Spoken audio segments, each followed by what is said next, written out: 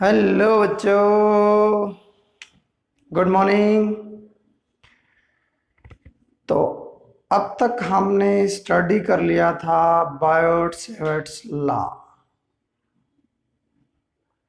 आपका अपना channel Lalji classes में योगेश कुमार आपके सामने मैग्नेटिक इफेक्ट ऑफ करंट के बारे में डिस्कस कर रहा हूँ। और हमारा जो टॉपिक था वो मैग्नेटिक इफेक्ट ऑफ करंट से रिलेटेड था, जो कि ओरस्टेड एक्सपेरिमेंट के बाद हमने बायोट-सेवर्ट्स लॉ स्टडी कर लिया था। हमने स्टडी किया था कि किस प्रकार से कंडक्टर के अंदर से जब करंट फ्लो करवाते हैं तो उसके अंदर मैग्नेटिक फील्ड प्रोड्यूस होता है। ठीक है, आगे हम बात करेंगे कि magnetic field due to a circular coil. ठीक है ना, magnetic field due to a circular loop कह सकते हो, सर्कुलर कॉइल कह सकते हो। मैग्नेटिक फील्ड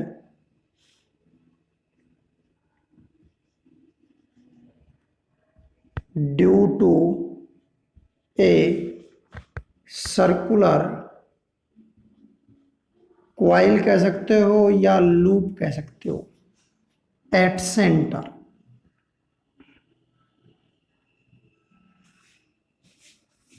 ठीक है जी, ओके। तो मैं एक बार थोड़ा सा वापिस आपको लेके जाता हूं बायोट-सेवर्ट्स लॉ के ऊपर। और बायोट-सेवर्ट्स लॉ था कि जब किसी कंडक्टर के अंदर से आई करंट फ्लो करे और किसी आर डिस्टेंस पर कोई पॉइंट पी हो और उसकी लेंथ डीएल हो, तो बायोट-सेवर्ट्स लॉ था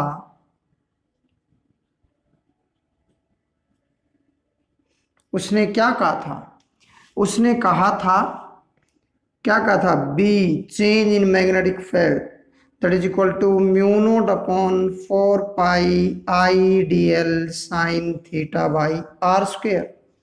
यही तो कहा था उसने, यही कहा था। चलो, अब मैं इस वायर को, मेरे पास वायर है और उस वायर को, ये वायर है मेरे पास, उसको मैं सर्कुलर फॉर्म में कर दूं तो इस वायर को कन्वर्ट कर दिया। वायर जो है वो स्ट्रेट थी और वो हमने कन्वर्ट कर दी किसमें, सर्कल के अंदर।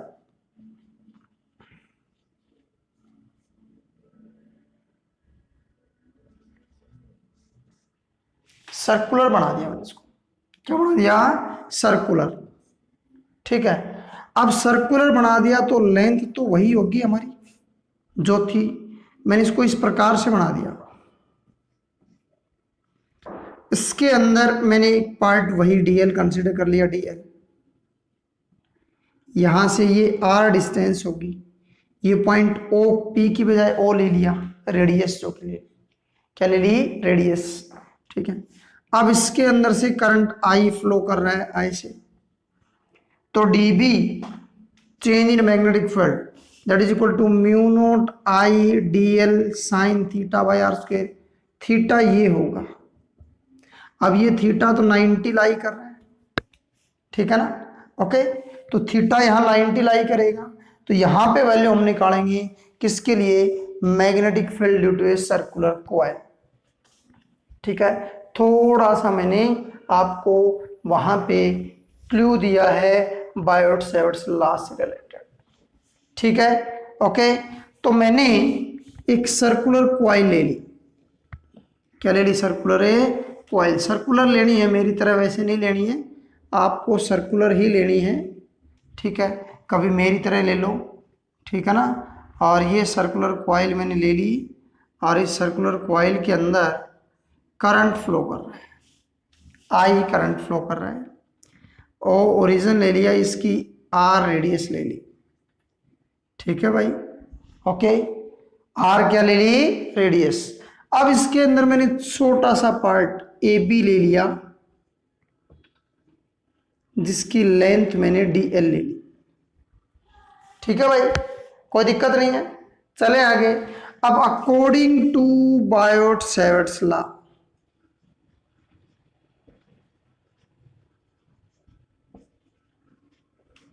ठीक है, मैग्नेटिक फील्ड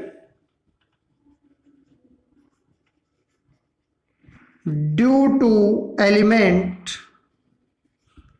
डीएल, इस डीएल एलिमेंट के कारण मैग्नेटिक फील्ड क्या होगा? तो बायोट सेवर्ट्स लॉ क्या था? D B is equal to mu naught upon 4 pi I D L sine theta by R square, यही तो था ना, यही था। अब यहां से हम बात करें इसके अंदर, तो I D L sine theta by R square value lie करेगी, ठीक है, ओके। तो साइन थीटा, तो यहां पर थीटा 90 लाई कर रहा होगा भाई। रेडियस जो होती है वो सर्कल के परपेंडिकुलर, हर पॉइंट पे परपेंडिकुलर लाई करती है, तो परपेंडिकुलर लाई कर रही है, तो डी बी हमारा आ गया that is equal to mu naught upon 4 pi I D L sine 90 upon में आर स्क्वायर। अब साइन 90 कितना होता है? साइन 91 होता है, 1। तो डीबी की वैल्यू कितनी आ गई? Mu naught upon 4 pi I D L upon में आर स्क्वायर, ठीक है भाई, क्लियर है। यहां से अब मैं डीएल छोटा सा पार्ट लिया, मैं कंप्लीट को निकालूं तो इसका इंटीग्रेशन करना पड़ेगा फॉर कंप्लीट लूप। तो डीबी की जगह आ जाएगा बी, क्योंकि अब डीबी था छोटा, स्मॉल, छोटा सा टुकड़ा लिया था हमने, यहां पर छोटा सा स्मॉल सा पार्ट हमने स्टडी किया था, तो पूरे का निकालेंगे तो कंप्लीट आ जाएगा, बी आ जाएगा। डीबी था small, small magnetic field, small, बहुत ही छोटा, ठीक है। तो कंप्लीट का बी आ गया म्यू नोट अपॉन 4 पाई आई। अब डीएल, डीएल जो है लेंथ, और लेंथ पूरी ले ले, पूरी पूरी, और पूरी लेंथ कितनी होगी? अरे पूरी लेंथ डीएल पूरी लेंथ होगी, पूरी लेंथ कितनी थी? 2 पाई आर थी अपॉन में आर स्क्वायर। अरे भाई डीएल थी पूरी length, integration 2 pi r circumference of circle, circle की सरकमफ्रेंस, वैल्यू आ जाएगी B that is equal to mu naught upon 4 pi, sorry भाई, आर से आर कैंसिल, 2 से 2 कैंसिल, पाई से पाई कैंसिल, वैल्यू आ गई म्यू नोट आई अपॉन में 2r, ठीक है भाई। अब साफ साफ सा कह रहा है, अरे स्पष्ट स्पष्ट सा कह रहा है, आप सबको दिख रहा है कि ये मैग्नेटिक फील्ड या तो करंट पर डिपेंड कर रहा है या रेडियस पर, ठीक है। अगर लूप ज्यादा हो, 1 2 3 4 5 n तक, 4 n टर्न्स,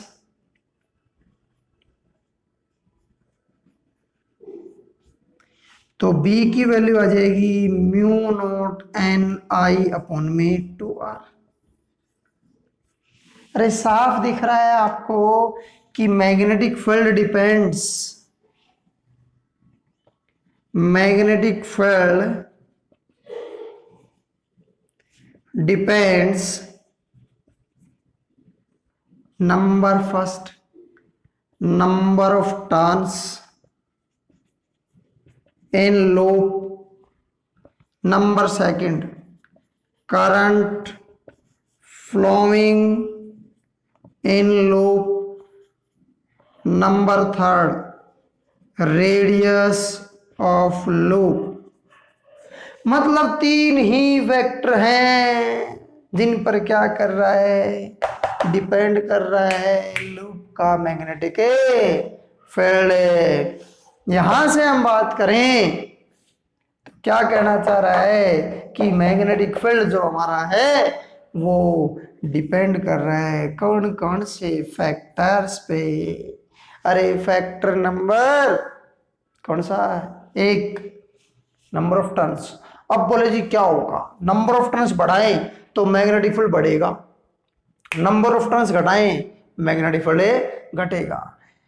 करंट बढ़ाएं तो डायरेक्टली प्रोपोर्शनल है, B is directly proportional to N, B is directly proportional to I and B is inversely proportional to R। Number of turns बढ़ाएं, करंट बढ़ाएं, मैग्नेटिक फील्ड बढ़ेगा, और radius बढ़ाएं तो loop जितनी बड़ी उतना मैग्नेटिक फील्ड कम। लूप जितनी छोटी उतना मैग्नेटिक फील्ड ज्यादा।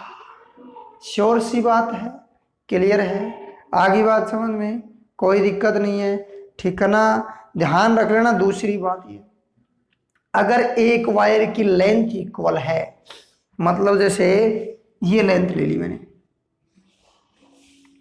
ठीक है, अगर मैं इसकी एक लूप बना रहा हूं, ठीक है, अगर मैं इसी की 2 लूप बना रहा हूं, ठीक है ना, तो मैंने क्या कर दिया, रेडियस हाफ कर दी r/2, ठीक है, और नंबर ऑफ टर्न्स दुगुनी कर दी। सीधी सीधी सी बात मैं आपके सामने उदाहरण के तौर पे बताऊंगा, यहां तक समझ में आ गया होगा। मैं एक बार थोड़ा सा वहां पे जाऊंगा, मोस्ट इंपॉर्टेंट पॉइंट है एनटीएससी स्टूडेंट्स के लिए, खासकर एनटीएससी स्टूडेंट्स के लिए मोस्ट इंपॉर्टेंट पॉइंट है, मोस्ट इंपॉर्टेंट पॉइंट, ठीक है भाई।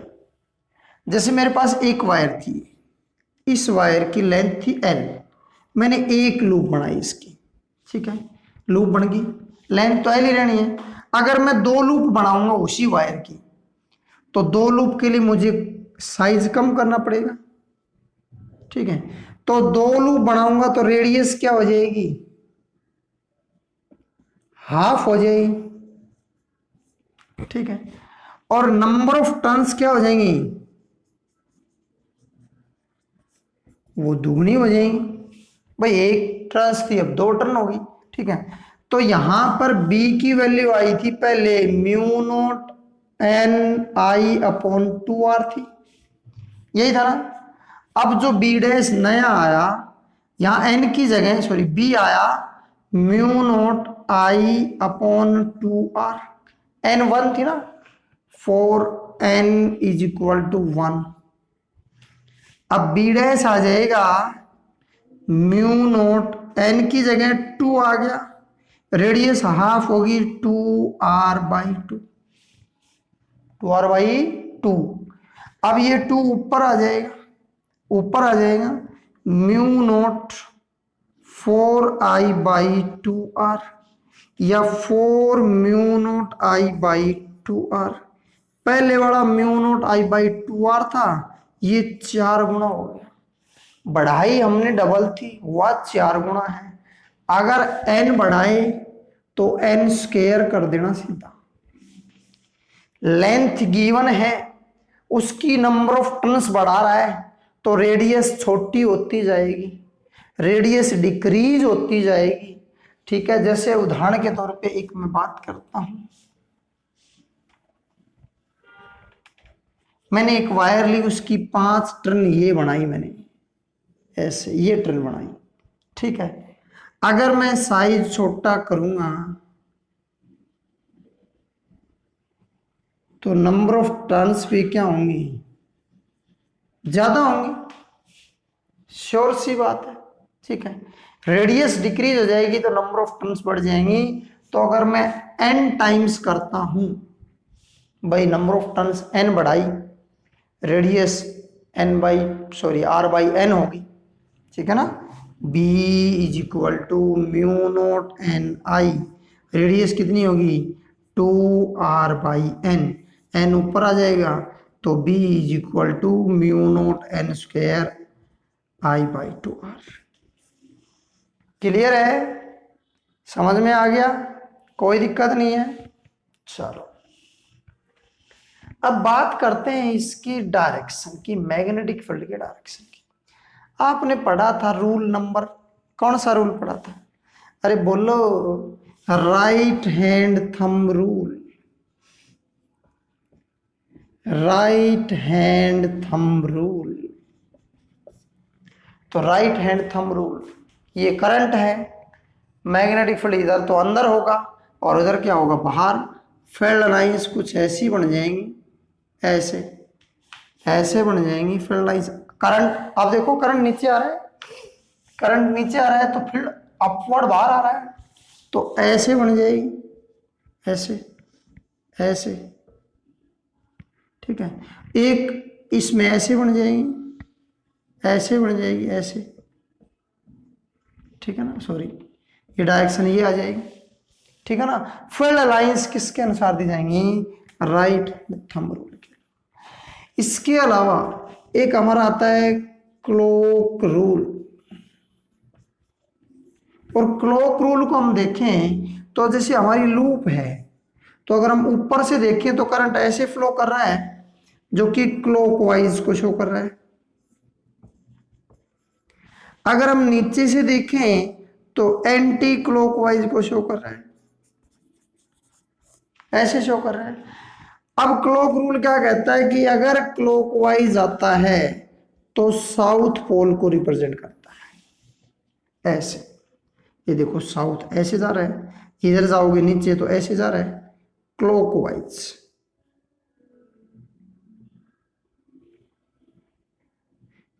क्लॉकवाइज जो है ऐसे, ठीक है। और एंटी क्लॉकवाइज जा रहा है तो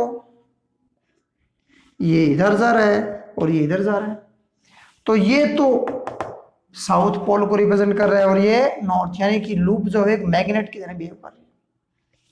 किसकी तरह बिहेव कर रही है? मैग्नेट की तरह। दोनों पोल जो है नॉर्थ और साउथ पोल को रिप्रेजेंट कर रहे हैं। समझ में आ गया? क्लियर है? चलो नेक्स्ट हम बात करते हैं इसके अंदर अगला जो हमारा है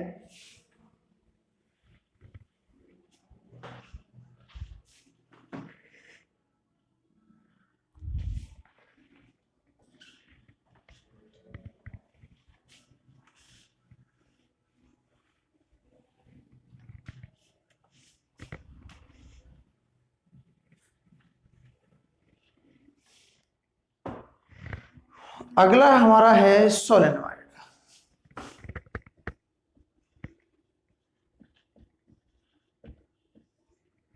देखो अभी हमने जिक्र किया था लूप का, सिंगल लूप का जिक्र किया था, सिंगल लूप का जिक्र किया, उसमें नंबर ऑफ टर्न्स बढ़ाए, जैसे जैसे नंबर ऑफ टर्न्स बढ़ाएं मैग्नेटिक फील्ड की वैल्यू चेंज होगी, ठीक है।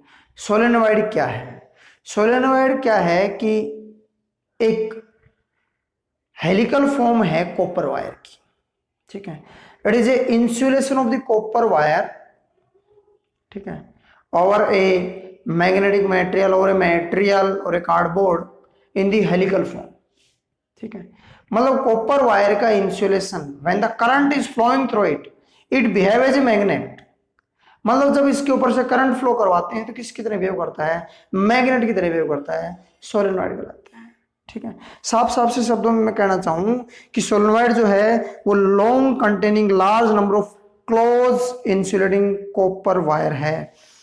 मैग्नेटिक फील्ड जो है सोलेनॉइड के केस में वो मैग्नेट के कंपेरेटिव होगा, यानी कि solenoid behave as a magnet, ठीक है। यहां से मैं बात करूं कि it is a insulating copper wire, insulation of copper wire, it is a long insulation of copper wire, ठीक है। अगर मेरे पास कोई, यहां पर मैं बता दूं आपको कि मेरे पास कोई सिलेंडर है, ये मैंने कोई सिलेंड्रिकल ऑब्जेक्ट ले लिया, ठीक है, और इसके ऊपर कॉपर वायर का इंसुलेशन, किसका भाई? कॉपर वायर का इंसुलेशन क्या कहलाएगा? सोलेनॉइड कहलाएगा। लेकिन ध्यान रख लेना इसकी लेंथ इसके डायमीटर के रिस्पेक्ट में लार्जर होगी, नंबर ऑफ टर्न्स ज्यादा होंगी, करंट फ्लो करेगा, ठीक है। It behave as a magnet, magnet की तरह बिहेव करता है। कैसे करता है? बोले सर कैसे करता है, क्या मतलब हो गया? कोई तरीका थोड़ी ना ऐसे कर जाएगा, ठीक है। कर जाएगा, क्यों नहीं कर जाएगा? लूप ली थी लूप, लूप की वजह से मैग्नेटिक फील्ड था क्यों नहीं था? एक लूप ले ली, दो ले ली, तीन ले ली, चार ले ली, पांच ले ली, छह ले ली, सात ले ली, ऐसे एन ले ली, सोलेनॉइड बन गया कि नहीं बन गया? बन गया। क्यों नहीं बनेगा सोलेनॉइड? ठीक है, ओके, हाँ। और आगे बात समझ में, इसके अंदर से आई करंट फ्लो कर गया, ए इसका एरिया ऑफ क्रॉस सेक्शन ले लिया, एल लेंथ ले ली, ठीक है, एन नंबर ऑफ टर्न्स होगी per unit length, number of turns per unit length होगी। तो इसका जो मैग्नेटिक फील्ड हमारा लाई करेगा, मैग्नेटिक फील्ड, जो मैग्नेटिक फील्ड होगा that is directly proportional to the number of turns. इसके अंदर जो फील्ड डेवलप होगा magnetic field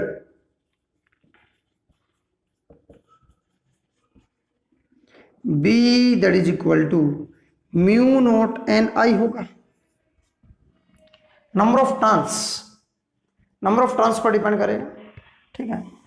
number of transparent length and current, यानी कि B is directly proportional to I and B is directly proportional to N, यानी कि current को अगर बढ़ाते हो तो मैग्नेटिक फील्ड बढ़ेगा, और उसको नंबर ऑफ टर्न्स को बढ़ाते हो तो भी मैग्नेटिक फील्ड बढ़ेगा। समझ में आ गया? चलो यहां पर हम बात करें, यहां पर कॉपर वायर हमने ली है, ठीक है। इसके अंदर से मैग्नेटिक फील्ड होगा, और मैग्नेटिक फील्ड कुछ इस प्रकार से होगा, ऐसे मैग्नेटिक फील्ड लाइंस, ये फील्ड लाइंस से होंगी, क्या होंगी? फील्ड लाइंस, जो कि क्लोज फॉर्मेशन दे रही है। किसकी फॉर्मेशन दे रही है? क्लोज फॉर्मेशन, ठीक है भाई, ठीक है। ये हमारा बैटरी से कनेक्टेड है, किससे कनेक्टेड है? बैटरी से, जो कि हमें करंट अप्लाई कर रहा है। क्या कर रहा है? करंट अप्लाई कर रहा है, ठीक है। सोलेनॉइड के अंदर हम बात करें तो ये यूनिफॉर्म मैग्नेटिक फील्ड होगा,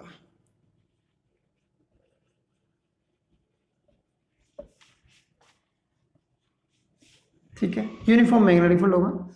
नेक्स्ट हम बात करें तो ये मैं आपको बता दें, यूनिफॉर्म मैग्नेटिक फील्ड होगा हर पार्ट में, लेकिन एट द एंड्स